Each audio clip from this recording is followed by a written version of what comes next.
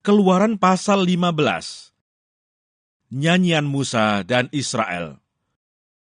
Pada waktu itu Musa bersama-sama dengan orang Israel menyanyikan nyanyian ini bagi Tuhan yang berbunyi, "Baiklah aku menyanyi bagi Tuhan, sebab ia tinggi luhur, kuda dan penunggangnya dilemparkannya ke laut.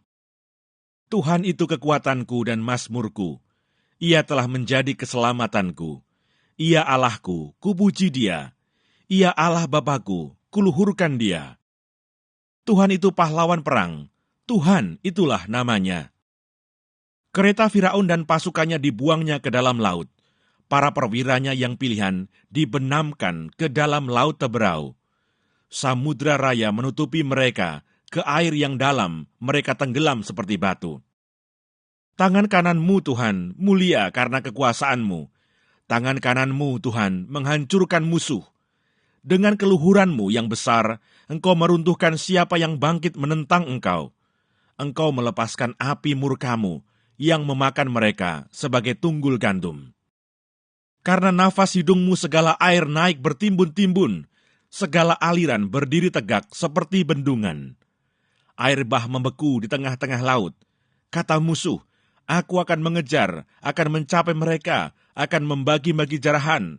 Nafsuku akan kulampiaskan kepada mereka, akan kuhunus pedangku, tanganku akan melenyapkan mereka. Engkau meniup dengan taufanmu, laut pun menutupi mereka.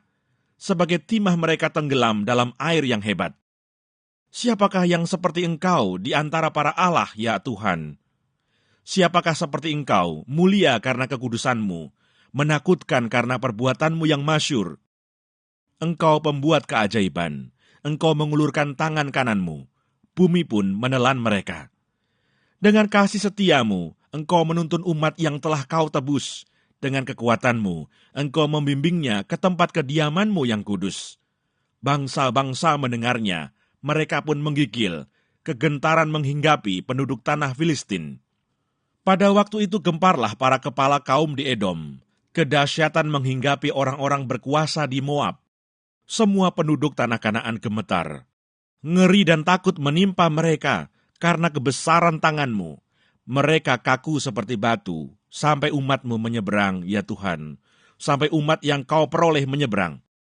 Engkau membawa mereka dan kau cangkokkan mereka di atas gunung milikmu sendiri, di tempat yang telah kau buat kediamanmu, ya Tuhan, di tempat kudus yang didirikan tanganmu, ya Tuhan.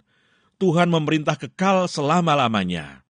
Ketika kuda Firaun dengan keretanya dan orangnya yang berkuda telah masuk ke laut, maka Tuhan membuat air laut berbalik meliputi mereka, tetapi orang Israel berjalan di tempat kering dari tengah-tengah laut. Lalu Miriam, nabiah itu, saudara perempuan Harun, mengambil rebana di tangannya, dan tampillah semua perempuan mengikutinya, memukul rebana serta menari-nari. Dan menyanyilah Miriam memimpin mereka. Menyanyilah bagi Tuhan, sebab ia tinggi luhur. Kuda dan penunggangnya dilemparkannya ke dalam laut. Di Mara dan di Elim. Musa menyuruh orang Israel berangkat dari laut teberau, lalu mereka pergi ke padang gurun Syur. 3 hari lamanya mereka berjalan di padang gurun itu dengan tidak mendapat air. Sampailah mereka ke Mara. Tetapi mereka tidak dapat meminum air yang di Mara itu, karena pahit rasanya. Itulah sebabnya dinamai orang tempat itu Mara. Lalu bersungut-sungutlah bangsa itu kepada Musa, kata mereka, "Apakah yang akan kami minum?" Musa berseru-seru kepada Tuhan, dan Tuhan menunjukkan kepadanya sepotong kayu. Musa melemparkan kayu itu ke dalam air, lalu air itu menjadi manis. Di sanalah diberikan Tuhan ketetapan-ketetapan dan peraturan-peraturan kepada mereka, dan di sanalah Tuhan mencoba mereka.